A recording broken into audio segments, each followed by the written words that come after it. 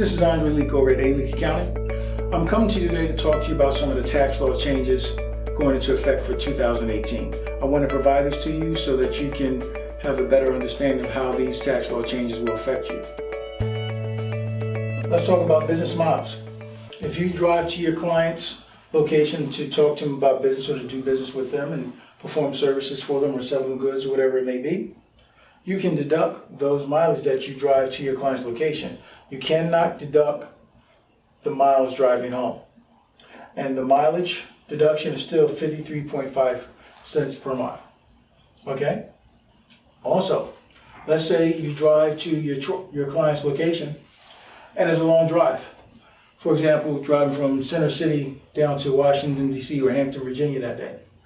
And it's a long drive, you don't feel like coming back that day. You want to stay over in the hotel that night. Well, now you can deduct that travel expense as well as that mileage to drive to your client's location. You cannot deduct mileage driving home. Okay, only driving there and your hotel costs, which may include internet and phone service, as well as any type of taxi or limousine service or dry cleaning and things of that nature. Those all included.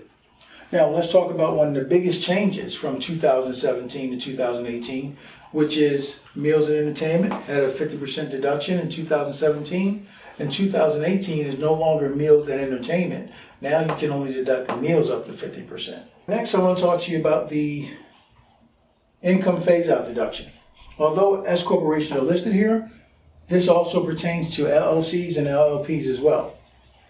In order to take advantage of this deduction, okay, for single and married filing separately tax filers, okay, to take advantage of the full 20% phase-out deduction, your AGI cannot exceed $157,500 to take advantage of that. Okay, if you are married filing jointly, your AGI cannot exceed $315,000 to take advantage of the 20% phase-out deduction. So here's an example of both. So if your taxable income is $100K and you're married filing separately or single, and your income is $100K, you want to eliminate 20% of that, which is $20,000. You minus $20,000 from your $100,000, which means your taxable income is $80,000. If you're married filing jointly, and again your AGI does not exceed $315,000, you can take advantage of that 20%. So 20% times 300K is $60,000. You subtract that $60,000, leaving you with a difference of $240,000, and that is your taxable income on your business. So that's how that income phase-out deduction goes into effect.